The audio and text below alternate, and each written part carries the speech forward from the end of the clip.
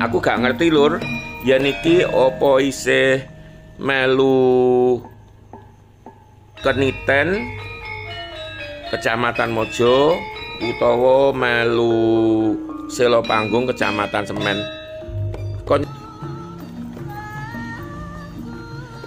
Kopine wonten Bu. Kopine napa? Hitam wonten. Pahit nggih gulane sak widik pokoke sak pucuk sih.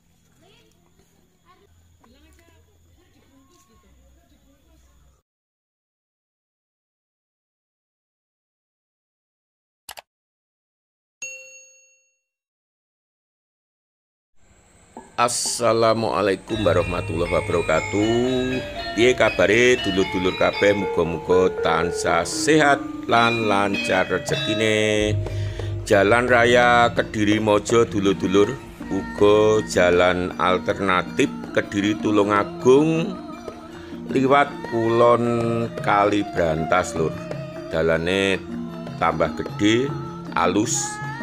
Jadi saiki lalu lintas yo rame banget lur. Mergo pancen penak, ora apa kuwi jenenge umpel-umpelan kaya nek jalan sing alun-alun arah Tulungagung. Dadi yen dulur-dulur arep nang Tulungagung salah siji dalan alternatif ya iki lur. Dina iki dulur-dulur arepe takjak nanggone salah siji jalan tembus saka wilayah Kediri nang Besuki, kawasan wisata Irenggolo lan Dolo lur, yaiku liwat Desa Keniten Kecamatan Mojo Kabupaten Kediri. Jarang-jarang sing ngerti lur dalan iki, amarga ya pancen iya dalane kurang populer, dadi sing dingerteni ya mung kanggo liwat tumrap penduduk Besuki kang bakal lunga neng Mojo utawa neng kutha Kediri. Ning sejatine dalan tembus iki wis suwi anane, ya cuman biyen iki dalane angel. Akhir-akhir iki ya wis ana 5 tahun apa malah 10 tahunan ngono lur, wis diperbaiki. Sanajana yo aspal desa lur, terus bar kuwi ana perbaikan ngono dadi dalane kaya ngene iki. Yo mung pancen ukurane cilik, khas dalan desa lur. Sepisan maneh tak baleni, iki jalan alternatif saka Kediri menyang kawasan wisata Besuki, air terjun Irenggolo utawa Ndolo lur. Ki kanan jalan balai desa utawa kantor desa Keniten lur. Yen liwat dalan ki berarti sing dienggoki kanca-kanca wis bener. Ngarep iku punden lur, cukup gede, aku wis tau nonton. Oke. Kiri iki SD Keniten 1 yen gak keliru. Terus pertigaan ki yen nganan bakal tembus wilayah Semen maneh lur, iso tembus Jabang, iso tembus Pasar Semen. Yen liwat kene memang dalane cilik, terus aspale yo gak begitu halus, tapi jo kuwatir yen lalu lintas rame lur. Paling yo no kadang mobil truk liwat siji loro ngono, sepeda motor yo arang-arang. Sanajana penduduke cukup padet lur. Kan rata-rata penduduk kene iki petani, dadi yen jam-jam awan ngene iki akeh warga kerja neng sawah utawa tegalan, dadi lalu lintas sepi. Yen seneng bolang sambil nglamun iki sing paling tepat diliwati. Dalan iki cocok banget tumrap masyarakat wilayah Kecamatan Semen utawa Mojo, uga kutha Kediri lur, wilayah kidulan sekitar Gor Ngidul, Gor Jayabaya. Jadi Banjarmelathi, terus Jabang, Petok, iso liwat kene. Yen kanggo masyarakat Mojo ya ana dalan dhewe lur. Dalan gedhe, dalan lawas, malah dalan pertama sadurunge jalur semen Besuki dibuka. Ki anane yo jalur Mojo Besuki kang jarake sekitar 12 utawa 12 km lur. Ya niki iki lur sing nyenengake. Dadi akeh kebon sing sadurunge mung ditanduri ngono kuwi ya palawija, kadang-kadang elek, terus pelem. Iku sebagian besar wis ganti dadi wit-witan jati kang diawali mulai tahun awal 2000-an lur. Dadi yo umure kebun jati iki ya sekitar 20 tahun utawa luwih lur. Terus ana bangunan-bangunan anyar uga kaya kanan jalan. Lah, dusun Keniten mau sing pertama, terus ana dusun Surawangsan lur.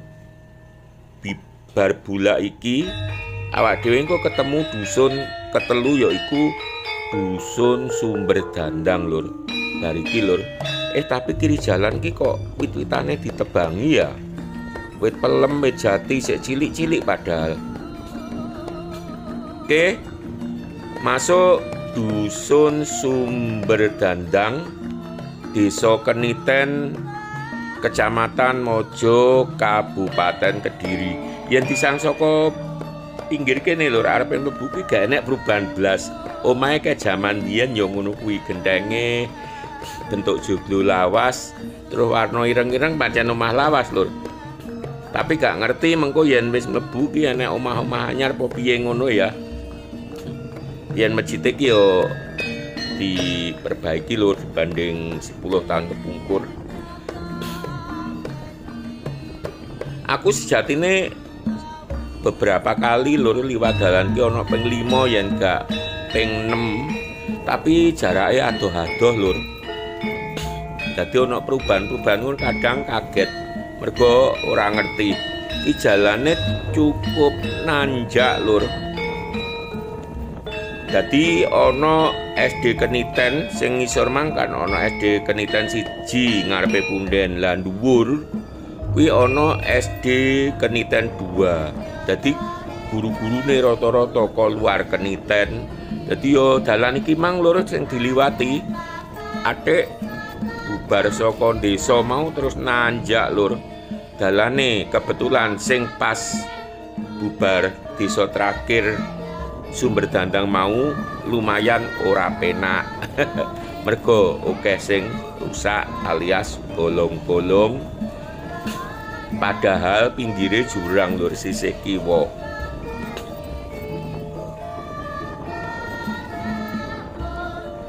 Lho iso didelok, tapi kok nang gone bar dusun Sumber Dandang kuwi enek pirang atus meter ngono lur, ya rusak parah ki lur. Kanan jalan ana plengsengan iku SD Negeri Keniten 2. Iki aku gak ngerti apa isih dusun Sumber Dandang apa dusun liyane.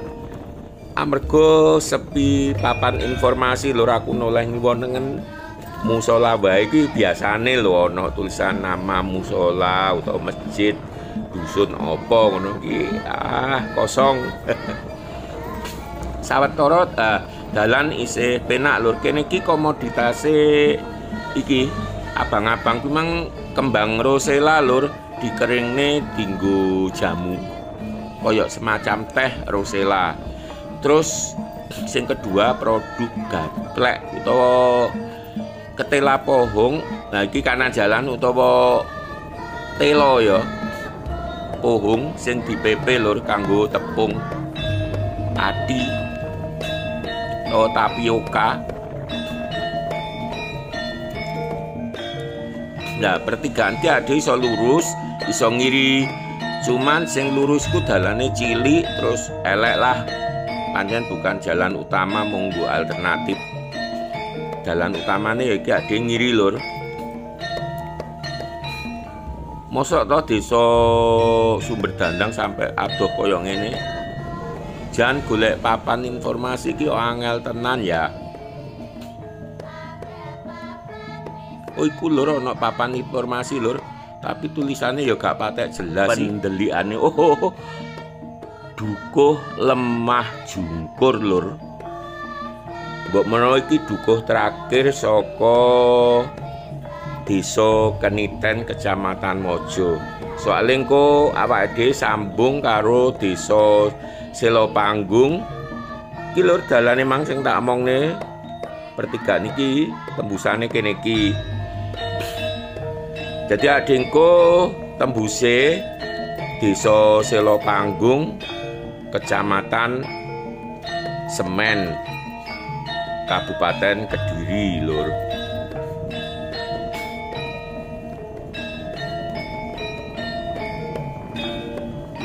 Nah, omah-omah luwih rengket lur, terus akeh omah-omah apik anyar. Lagi lur, dalan sing tak omongne mulai rusak, rodok parah. Kok enek sing luwih parah, berarti gak ngerti. Biasane pancen perbatasan kota, perbatasan rong kecamatan kaya Kecamatan Mojo karo Kecamatan Semen ya. Lah dalah iki ngarep iki lur. Sajatine ya tau diaspal. Tapi mungkin aspal entek dadi gampang rusak. Biyen makadam lur iki malah luwih wangel. Aku gak ngerti lur, yen iki apa isih melu Keniten Kecamatan Mojo utawa melu Selopanggung Kecamatan Semen. Kanca-kanca dulur-dulur sing panggonane wilayah kene lan sekitare iso dicerahke lur. Bener-bener aku gak nemu papan informasi lur, be dalane angele.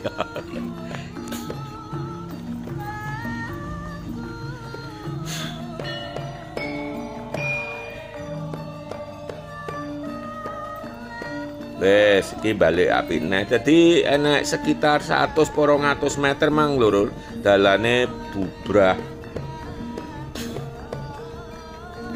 Kene iki pancen anu lur, secara tanah ketoke yen tinggi tanduran pari no kurang cocok. Dadi tanamane ya palawija, utamane singkong utawa ketela pohon lur, terus dadi gaplek mau. Pinggirannya kadang-kadang nggih pager iku kembang apa mau rosella sing warnane abang-abang dipepe. Lagi bangunan anyar sing aku lagi ngerti lur, berarti aku rada suwi garene. Ana pondok utawa ya masjid terus pondok tak wacane apa? Pondok sepuh tulisane kualik lur. Sing ngerti kapan pondok iku didekne tulung disepil ya. Soale aku terakhir ini koyo pondok ki ngono utawa lagi proses pembangunan lur, lali aku. Lagi nek dalanannya ya lagi ngerti. Sing ngiri mau lur, cor ya mungkin liya wektu iso dijajal. Ki lur tempuk jalan raya gede lur iki. Semen Besuki. Lah kene iki dusune Pelapar, desane Selopanggung, Kecamatan Semen, Kabupaten Kediri. Lah desa Selopanggung, dusun Pelapar iki dusun terakhir uga sing berbatasan karo wilayah Desa Njoho. Njoho ya bener. Juga kok Njoho ya, juga wilayah Besuki, Kecamatan Mojo.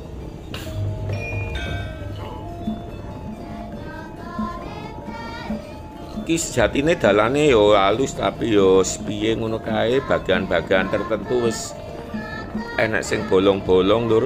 Asline dalan ki yo gedhe, nggih simpangan bis iki bus. Terus alus asale yo ya. Tapi wis pirang-pirang tahun wis suwi sejak pembangunan pertama biyen dadi yo ning yo gak akeh, mau beberapa titik mungkin ketekan aspal waktu kuwi. Terus apa yo petugasnya ketipisen nek ngaspal.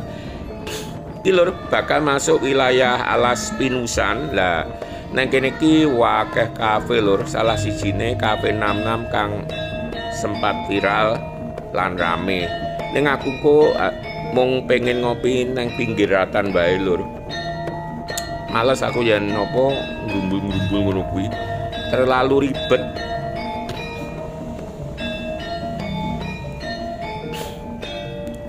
Jadi kene iki wilayah Alas Pinusan utawa Hutan Pinus, wilayah Pelapar, Selopanggung, Kecamatan Semen, Kabupaten Kediri.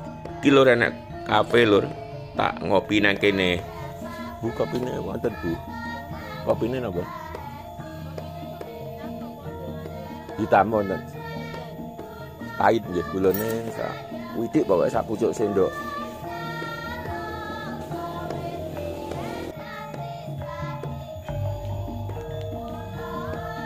Niku nggih Bu. Kita golek nggon lur. Aku gak seneng lesehan, balung tuwek lek ngendi prok suwi-suwi ngadeg kangelan. Iki sing enek dingklik. Mboten wonten goreng-gorengane to. Didadakne. Napa?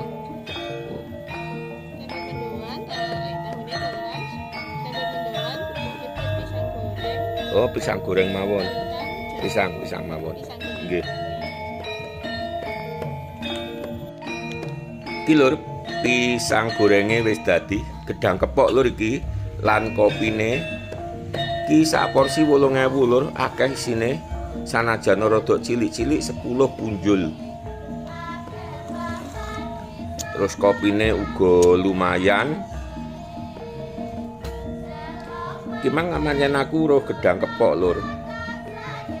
Oke lur, video bakal tak akhiri dhisik. Sawetara. Wassalam.